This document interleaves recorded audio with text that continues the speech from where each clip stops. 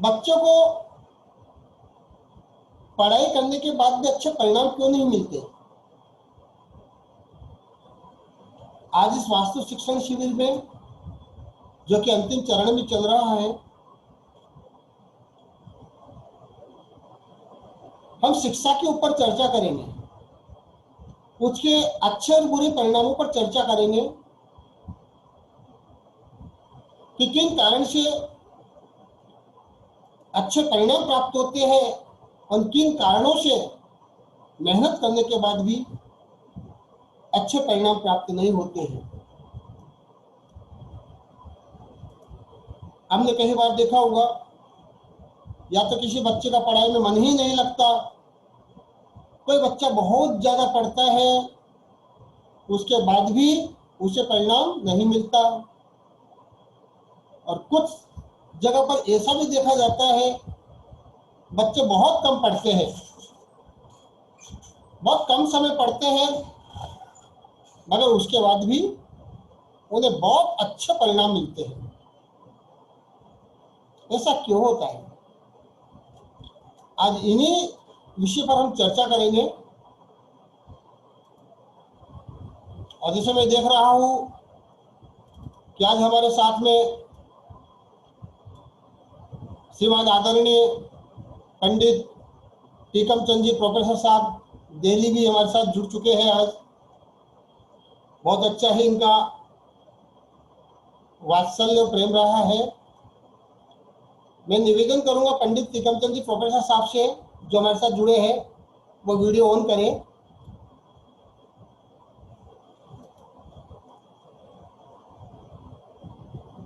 अगर मेरी आवाज आ रही है, श्रीमान पंडित टीकम चंद जी प्रोफेसर साहब दिल्ली वाले, तो अपनी वीडियो को ऑन करें।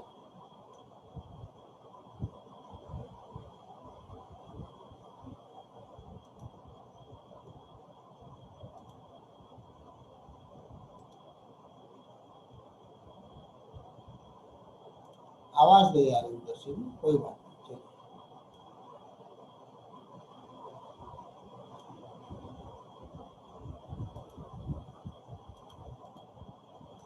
माइक नजर नहीं आ रहा मुझे, तो शायद माइक काम नहीं कर रहा, कोई बात नहीं। चलते हैं हम।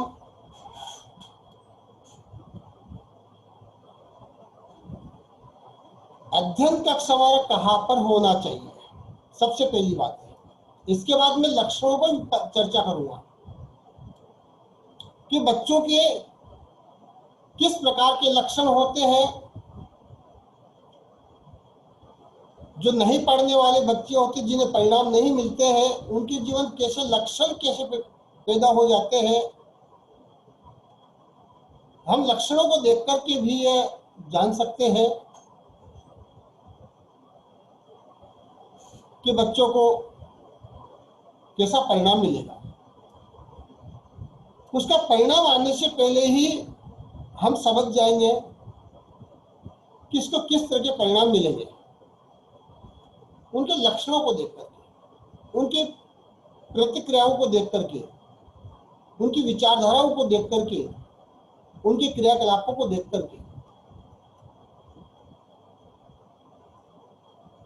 सबसे पहली बात तो हम कि कभी भी बच्चा जब अध्ययन करने के लिए बैठे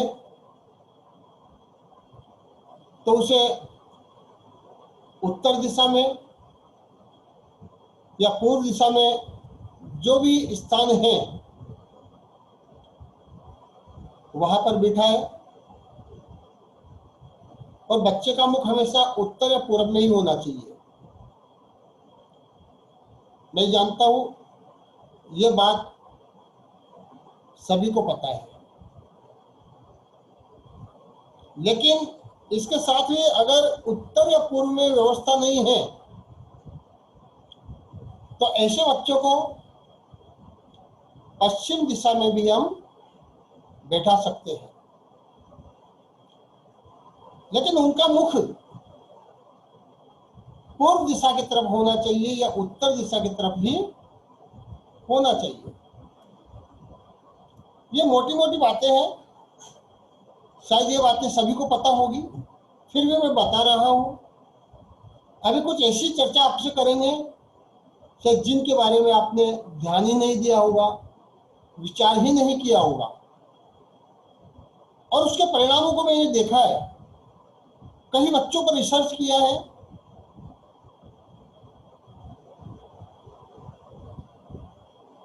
कभी भी बच्चे को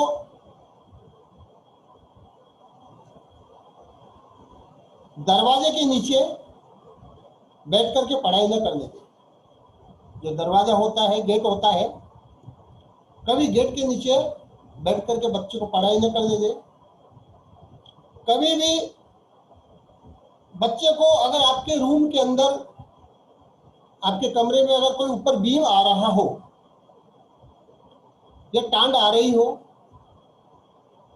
तो उस बीम या टांड के नीचे बैठ करके उसे पढ़ाई ना करने, क्योंकि अगर वह ऐसे स्थान पर बैठ करके पढ़ाई करेगा तो उसके दिमाग पर एक प्रेशर पड़ेगा, एक बर्डन हो जाएगा, वो पढ़ाई को बर्डन मानने लगेगा। उसको लगेगा कि यार मुझे मजबूरी में पढ़ाई करनी पड़ रही है। और जहां पर मजबूरी आ जाती है, ऐसा भाव आ जाता है कि मैं कार्य मजबूरी में कर रहा हूं, वहां पर परिणाम मिलना कम हो जाता है।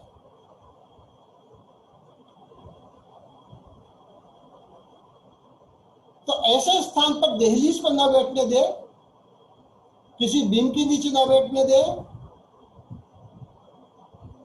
शौचालय के नीचे न बैठने दे, रसोई घर में बैठ करके पढ़ाई न करने दे, नैऋत्य कोण में न बैठने दे। अगर आपके साथ में, आपके परिवार में अगर बच्चे हो, तो मेरा निवेदन है, अगर बच्चे थोड़ी देर आपके पास बैठ जाए तो आप अवश्य बिठा लो बच्चों को, क्योंकि कुछ चीजों पर मैं, ऐसी चीजों पर आपसे चर्चा करने वाला हूं जो बच्चे उन चीजों को एक्सेप्ट करेंगे। अभी तक मैं जो चर्चा आपसे कर रहा हूं वास्तु के संबंध में, शायद बच्चे इन चीजों को एक्सेप्ट ना करेंगे, लेकिन जिन चीजों की मैं चर्चा इसके बाद करने वाला हूं, बच्चे उन चीजों को एक्सेप्ट करेंगे और आप खुद महसूस करेंगे कि हाँ, अगर आपके किसी बच्चे के अंदर अगर उसको परिणाम नहीं मिल रहे हैं मेहनत करने के बाद भी, और जो मैं आपको बता रहा हूं वो सारे लक्षण, कुलक्षण उस बच्चे के सामने है, उस बच्चे में आपको नजर आते हैं। ये चीज आप एक्सेप्ट करोगे अभी थोड़ी देर में, और वो बच्चा अगर सामने अगर मुझे सुन रहा होगा तो पक्का 100% वो बच्चा भी इस बात को स्वीकार करेगा कि हाँ, ये कमी मेरे अंदर है, और आज के बाद अगर मुझे अच्छे परिणाम चाहिए तो ये कमी मुझे निकालनी होगी।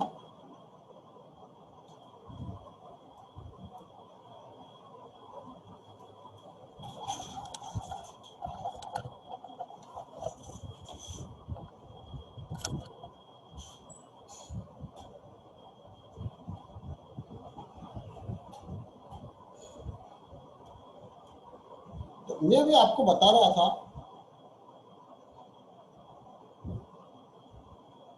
कि बच्चों को आग्नेय कोण में न बैठने दें। आप चाहे तो नोट कर लीजिए कहाँ कहाँ पर बैठकर पढ़ाई नहीं करना चाहिए, बच्चों को कहाँ कहाँ बैठकर पढ़ाई नहीं करना चाहिए, ये पॉइंट आप नोट कर लें। बच्चों को आग्नेय कोण में बैठकर पढ़ाई नहीं करना चाहिए, दक्षिण दिशा में बैठकर पढ़ाई नहीं करना चाहिए, नैऋत्य दिशा में बैठकर पढ़ाई नहीं करना चाहिए, वायव्य दिशा में बैठकर पढ़ाई नहीं करना चाहिए।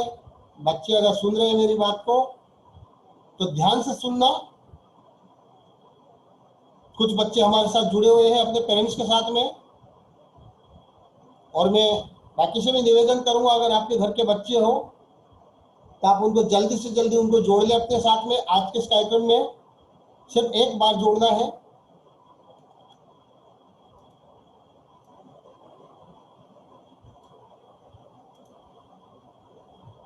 वायव्य कोण में न बैठकर जो मैंने दिशाएं बताई है, इन दिशाओं में कदापि न बैठे। इसके साथ में दक्षिण दिशा की तरफ मुख करके पढ़ाई न करें। इसके अलावा रसोई घर के अंदर या रसोई घर के गेट के बाहर बैठ कर के पढ़ाई न करें। शौचालय के दरवाजे के सामने बैठ कर के पढ़ाई ना करें।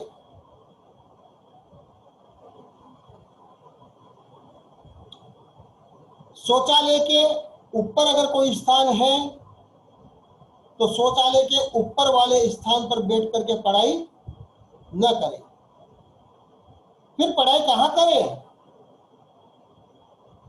आपके घर के अंदर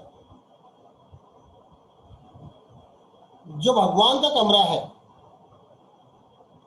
या भगवान के कमरे के आसपास का जो कमरा है वहां पर बैठ करके पढ़ाई करें। पूर्व दिशा की ओर मुख करके पढ़ाई करें, उत्तर दिशा की ओर मुख करके पढ़ाई करें। ऐसा करने से हमें जल्दी याद होगा, हमारा मन पढ़ाई के प्रति लगेगा।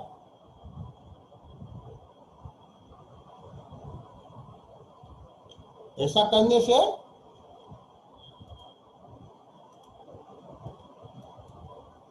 जल्दी याद होगा।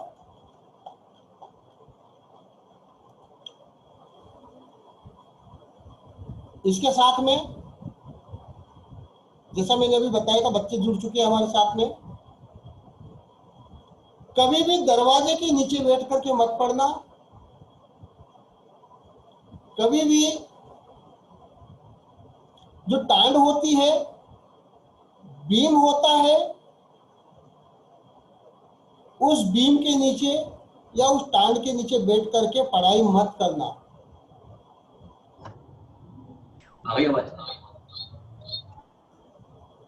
इसके साथ ही जो हमारे घर की दहलीज होती है या कमरे की दहलीज होती है, उस दहलीज पर बैठकर कभी पढ़ाई मत करना, वरना आपको यही पढ़ाई बोझ लगने लगेगी, मजबूरी लगने लगेगी कि मैं मजबूरी में पढ़ाई कर रहा हूं। इसके साथ में जो पढ़ाई का समय है, एक शेड्यूल हमारा होना चाहिए। चाहे हम आधा घंटा पढ़े या 1 घंटा पढ़े, हमारा प्रतिदिन का एक शेड्यूल ऐसा होना चाहिए कि मुझे सुबह उठ करके, अगर आपकी आदत जल्दी उठने की है तो आप जल्दी उठ करके सबसे पहले आप पढ़ाई करने के लिए बैठे। दिन भर में अगर 4 घंटे आपने पढ़ाई की है और सुबह सुबह अगर आपने आधा घंटा पढ़ाई की है तो 4 घंटे की पढ़ाई एक तरफ है और आधे घंटे की पढ़ाई एक तरफ। इसके अलावा कुछ चीजों पर आप जरूर ध्यान देना। कभी भी आपकी पुस्तकें नीचे बिस्तर पर, कभी भी आपके पुस्तकें, आपकी बुक्स, आपके नोटबुक्स कभी भी बिस्तर पर नजर नहीं आना चाहिए। पढ़ाई करने के बाद में उन बुक्स को, उन नोटबुक्स को यथास्थान हमें रखना चाहिए। अक्सर मैंने देखा है, कहीं ऐसे ऐसे व्यक्तियों को देखा है जो बहुत इंटेलिजेंट है, जो टीचिंग भी करवाते हैं, बहुत अच्छा पढ़ाते हैं सबको, और उनके स्टूडेंट बहुत अच्छे मार्क्स लेके आते हैं, मेरिट लिस्ट में लेके आते हैं। लेकिन वो टीचर जो पढ़ाते हैं, जो प्राइवेट पढ़ा रहे हैं, ट्यूशन दे रहे हैं बच्चों को, उन बच्चों को बहुत अच्छे रिजल्ट दे रहे हैं, लेकिन वह टीचर खुद, मैंने देखा है ऐसे जिनके लक्षणों को मैंने देखा, कि उनकी जो बुक्स होती है वह कहीं पर भी पड़ी रहती है। हमने बेड के ऊपर छोड़ दी, कहीं नीचे कहीं छोड़ दी, कहीं पर भी पटक दी। ऐसे ऐसे विद्यार्थियों को बहुत ज़्यादा इंटेलिजेंस होने के बाद भी जब वह एग्जाम देकर के आता है तो किसी न किसी कारण से वह सिलेक्शन से रुक जाते हैं। बहुत अच्छे इंटेलिजेंस है, लेकिन जब एग्जाम टाइम आता है, एग्जाम का जब पेपर आता है और जब उसका रिजल्ट आता है तो जितना वह सोच कर चलते हैं कि मेरा तो एग्जाम बहुत अच्छा गया है, लेकिन उनका सिलेक्शन होने से रुक जाता है। इसलिए बच्चे विशेष रूप से इन बातों पर ध्यान दें। आपकी बुक, नोटबुक कभी भी बिस्तर पर न छोड़ें, नीचे यही इधर उधर न छोड़ें। आपकी बुक्स बिल्कुल साफ सुथरा होना चाहिए। कभी भी बुक्स में कुछ भी फालतू चीज न लिखे। बुक्स आपकी गंदी नहीं होना चाहिए, बुक्स साफ सुथरी रहना चाहिए। इसके साथ साथ कई बच्चों को हम देखते हैं वो लिख रहे हैं और लिखते लिखते वो पेंसिल सीधी मुंह में जाती है। आप ऐसे बच्चों को देख लेना, सर्च कर लेना।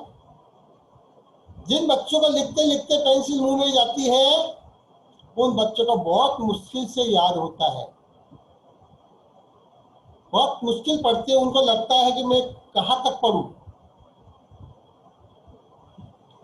जो बच्चे नेल्स काटते हैं, मुंह में नेल्स लेते हैं, वो बच्चे बहुत माइंड शार्प माइंड होने के बाद भी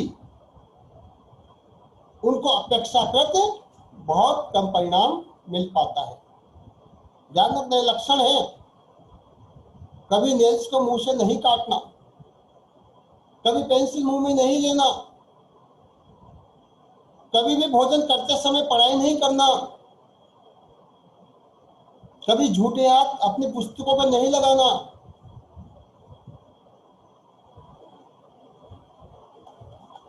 कभी भी,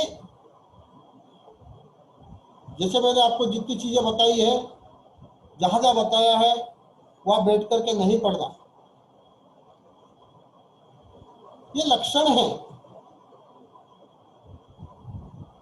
अगर आपको पढ़ाई के प्रति रुचि पैदा करना है, आपको अच्छे परिणाम प्राप्त करने हैं,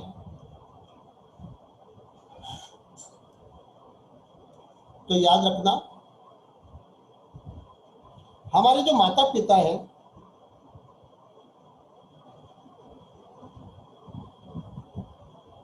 हमारे माता पिता के लिए हम ऐसा सोचते हैं कि ये तो कहते ही रहते हैं, माता पिता कहते ही रहते हैं, और दूसरों की बात को हम बहुत जल्दी मान लेते हैं। लेकिन याद रखना,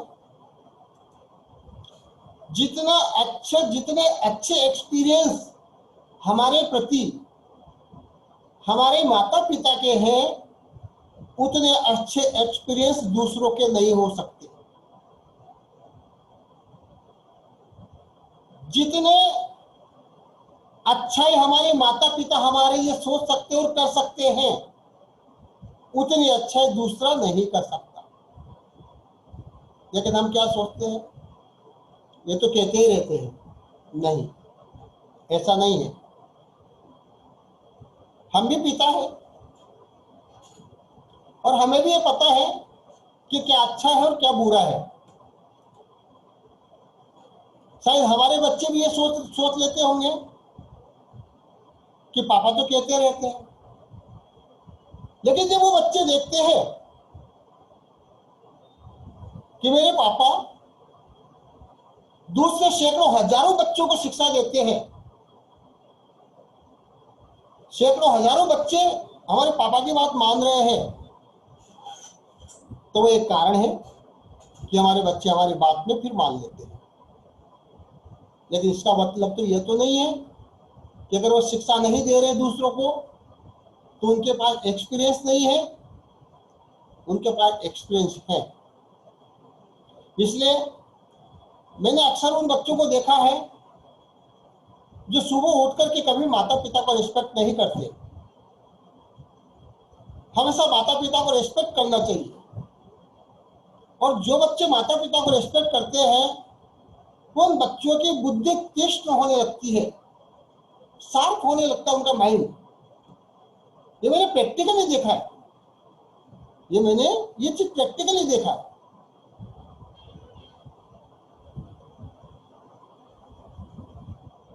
ऐसे बच्चे किस समय पर मैं बच्चों को पढ़ाता, बच्चों की क्लास अलग से लेता, और जो बच्चे पढ़ाई में मन नहीं लगता था, जिन बच्चों को रिजल्ट अच्छे नहीं मिलते थे, वो बच्चे 8 दिन 15 दिन हमारे पास से पढ़ने के बाद ही उन बच्चों का मन लगने लग जाता पढ़ने। क्यों लगने लग जाता? क्योंकि उन्हें एक सही रास्ता मिल रहा है कि हमें कैसे पढ़ना चाहिए, कैसे नहीं पढ़ना चाहिए। लेकिन इन चीजों का विशेष ध्यान रखना कि आप नेल्स को मुंह में नहीं लोगे,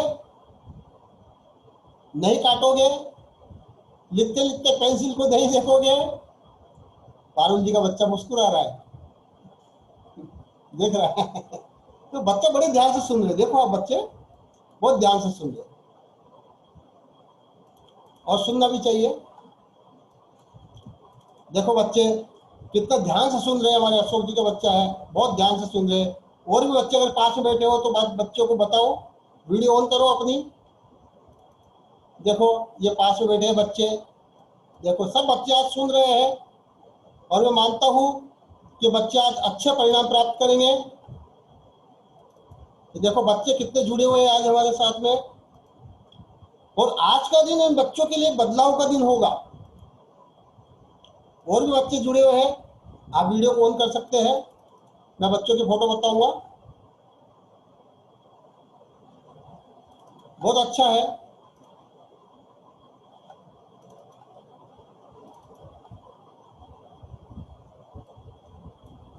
तो इन चीजों को आप विशेष रूप से ध्यान में रखना, अपने दोस्तों को भी बताना। आप अपने तक न रखना ये बातें, ये ज्ञान की बात, ये रिजल्ट लेने का जो बेस है, इसको अपने तक मत रखना, बल्कि अपने दोस्तों को अवश्य बताना। खुद तो इंप्लीमेंट करना इन बातों पर, लेकिन अपने फ्रेंड्स के साथ शेयर अवश्य करना। और आप लोग फेसबुक पे या व्हाट्सएप पे आप चलाते हो, बच्चे भी चलाते हैं, जो मैं बातें बता रहा हूँ ना आपको, इन बातों को तुरंत प्रभाव से भी बाद में क्लास फ्री होते ही और टाइप करना व्हाट्सएप पे, और अपने फ्रेंड्स को शेयर करना, जरूर करना। करोगे? देखो ये बच्चों ने हाँ किया है, करेंगे, करोगे बेटा? क्या नाम है आपका? एक मिनट, देखो आपका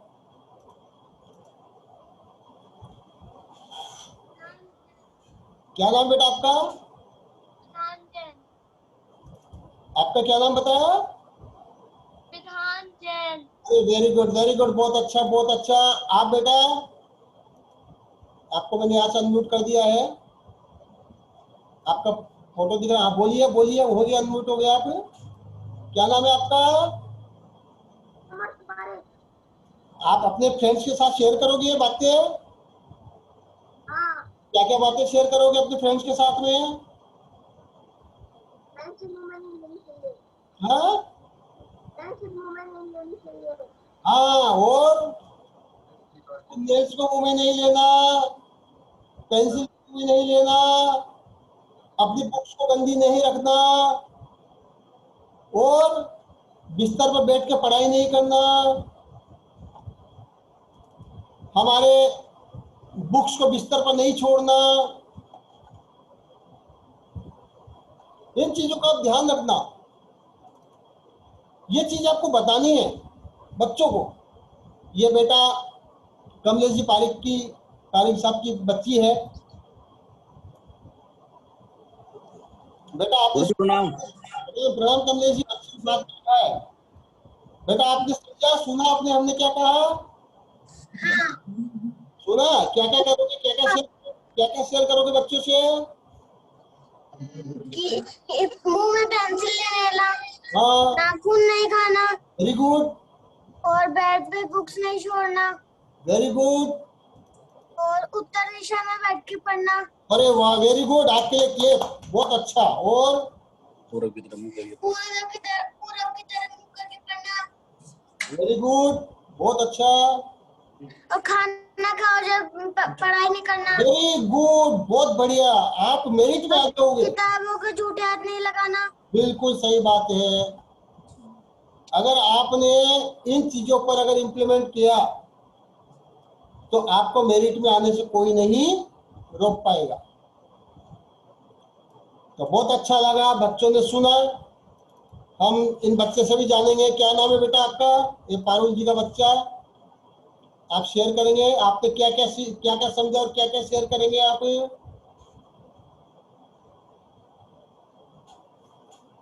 बोलिए।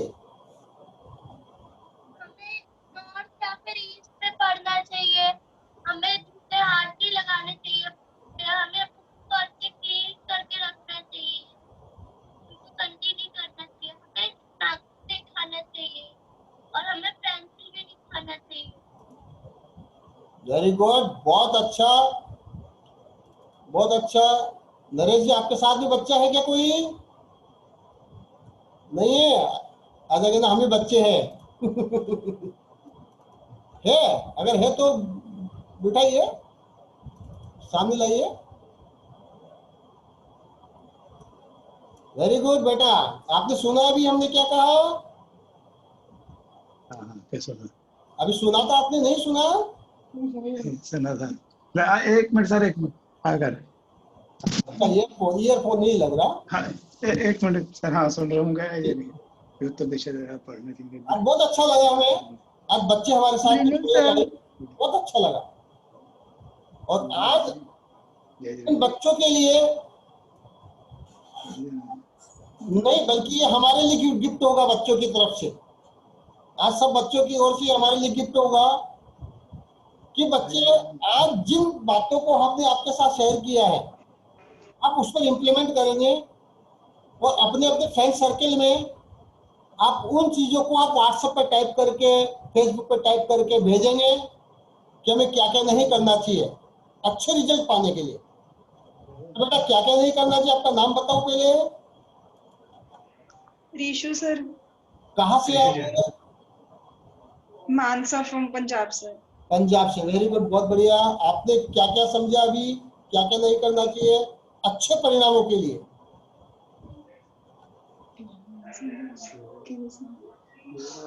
कोई बात नहीं, आप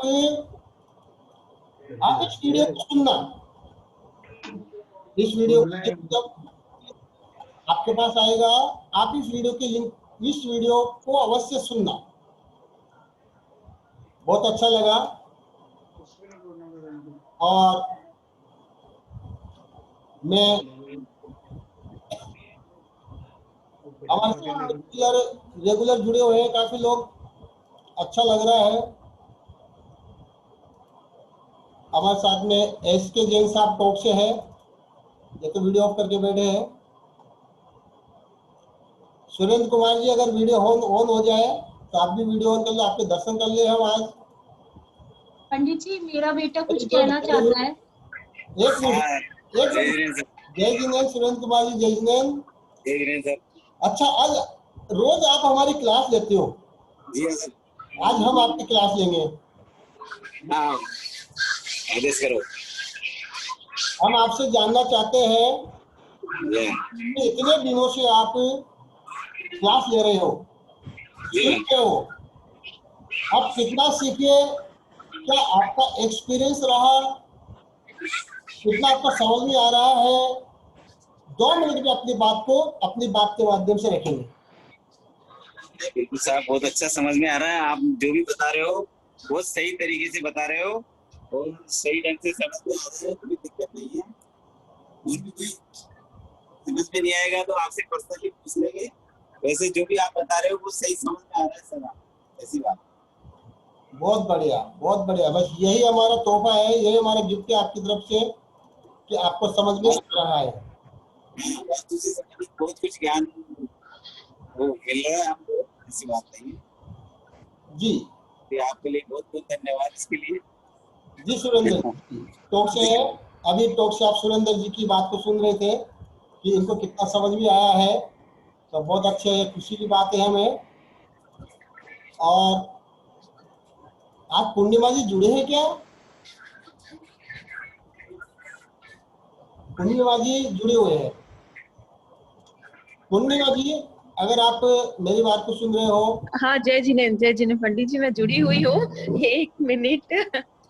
जी जी एक मिनट।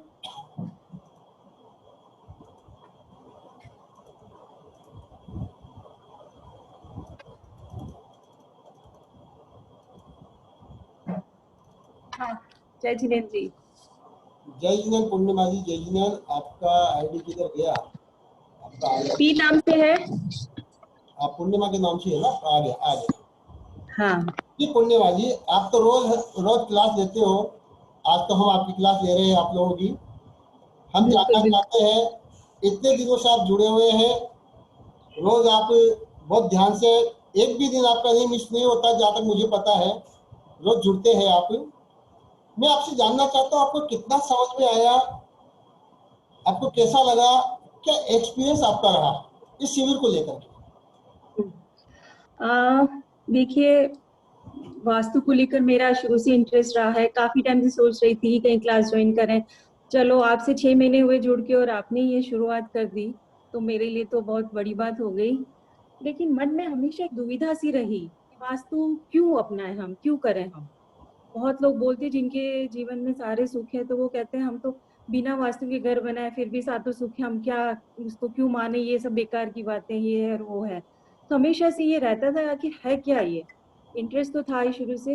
तो जब आपका ये शिविर ज्वाइन किया, जब आपने पहले शंका समाधान शुरू किया था संडे संडे का, तो उसमें आपने एक बार जो दैनिक पंचांग जो आप डालते हैं, उसमें आपने 2 लाइनें लिखी थी कि पूरा शिल्प के अनुसार बना है घर भवन, फिर भी सुख नहीं है। और एक घर जो बिना वास्तु के बना है फिर भी उसमें सुख है, लोग सफल हो रहे हैं। ये क्वेश्चन मेरे माइंड में बहुत टाइम से था कि ऐसा है क्यों है आखिर, कहाँ मतलब ये है। अगर यही सारी चीजें हैं तो फिर तो वास्तु का कहाँ है, मैं तो रहा ही नहीं। पाप और पुण्य का खेल होगा ये तो। आपका पुण्य है तो आपके साथों सुख है, पाप का है तो आप कोयले में, हीरे में भी कोयला बन जाएगा, वो वाली बात हो जाएगी।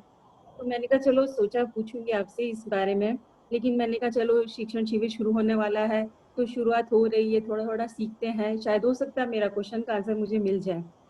फिर आपके वीडियो यूट्यूब पे आने लगे, तो मैंने एक वीडियो देखा आपका, वास्तु क्या है, वास्तु का प्रभाव हमारे जीवन में। वो मतलब 8-9 मिनट का वीडियो, मेरे सारे क्वेश्चन के आंसर मिल गए मुझे। वो सबसे एक ही पॉइंट समझ में आया, भौतिक संसाधन। जो भौतिक संसाधन है, हम संसार में रह रहे हैं, एक 40% हम लोग संस्कार पूर्व जन्म के हम कर्म साथ लेके आते हैं। 40% हमें यहाँ के वातावरण से उससे मिलता है। उन सब चीजों को लेते हुए जो हम ना चाहते होते हैं फिर भी हम करते जाते हैं। तो ये मतलब एक तरह से वो हो गया कि गाड़ी पे ब्रेक लगा है, या तो आप बिना ब्रेक की गाड़ी चलाओ, ठीक है जो होना है हो जाएगा भाग्य में, ठीक है।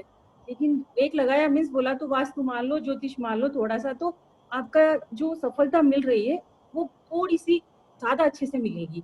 और आपका मन शांत रहेगा, सब पॉजिटिविटी है, आप अपनी जीवन के लिए तो कर ही रहे हो, फिर दूसरों के बारे में भी सोच पाओगे। तो मुझे वो वीडियो जो है ना आपका, मैं कहूँगी सारे वीडियो के ऊपर वो सबसे भारी है वीडियो। बहुत सही आपने मतलब सटीक समझा दिया मुझे क्या, मैं कहूँगी सबको देखना चाहिए वो वीडियो। उससे मेरे मन की सबसे बड़ी दुविधा दूर हुई कि आखिर क्यों सीखे हम वास्तु, क्यों ये जीवन में प्रभाव डालता है, कैसे डालता है क्या।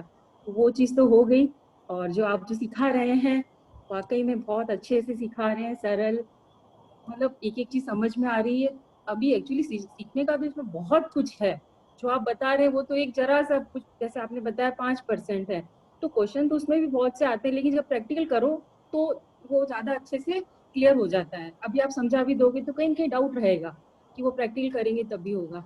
लेकिन फिर भी जो हमें इतना समझ में आया कि वाकई में हम अपने घर में देख पा रहे हैं कि कहाँ हमने गलती की है, कहाँ क्या है, तो सोच सकते हैं कि अभी हम इन्हें अगर थोड़ा चेंज करें और हमें कहाँ प्रॉब्लम आ रही है। जैसे आपने आज स्टडी का बताया, तो मेरी अक्सर आदत थी, मुझे पढ़ने का बहुत शौक है, तो अक्सर ये आदत थी कि बुक्स इधर उधर रख देती थी मैं।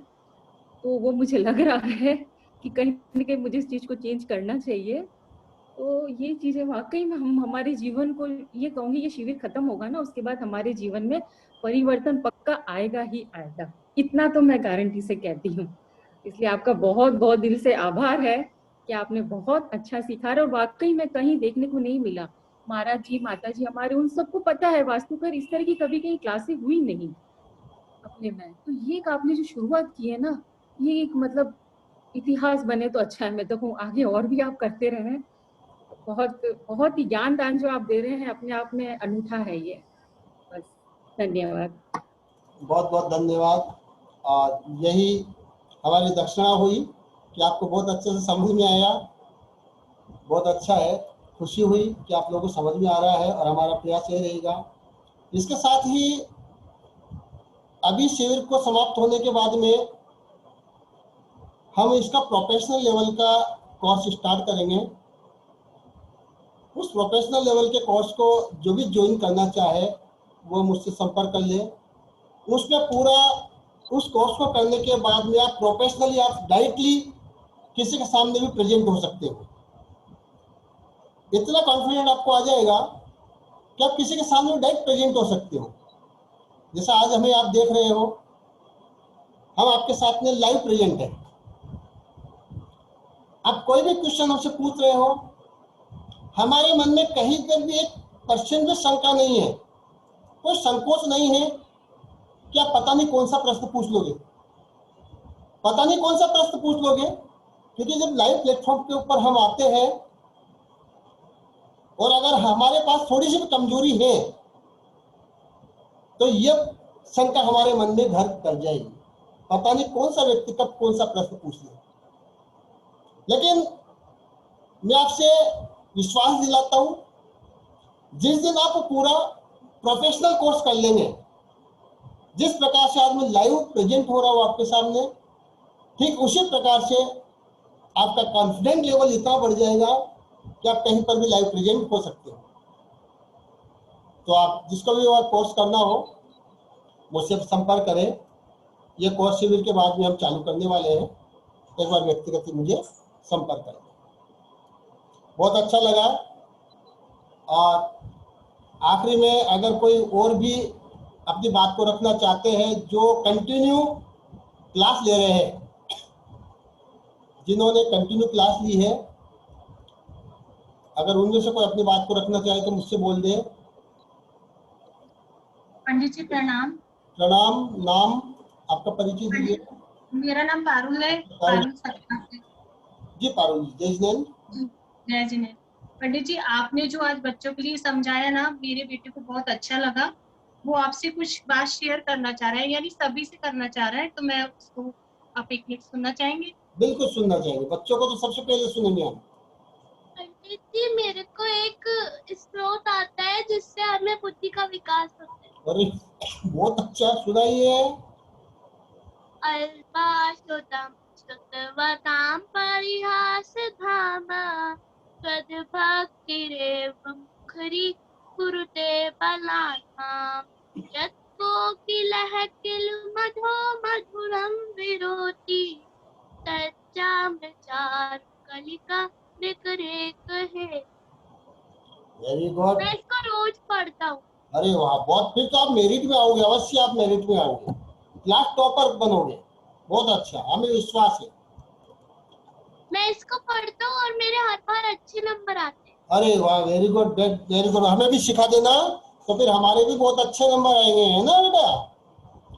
सब बच्चों को मैं एक बात कहना चाहूंगा, वाकई में श्लोक है भक्ता मर्जी का, इसे पढ़ना चाहिए। और साथ ही जो बच्चे, सबको पढ़ना चाहिए 6 नंबर का श्लोक। बहुत बढ़िया। जो बच्चे एक छोटा सा मंत्र भी, अगर श्लोक नहीं भी आता है, तो अरहंत प्रभु का एक छोटा सा मंत्र, ओम अरहम नमः, ओम अरहम नमः,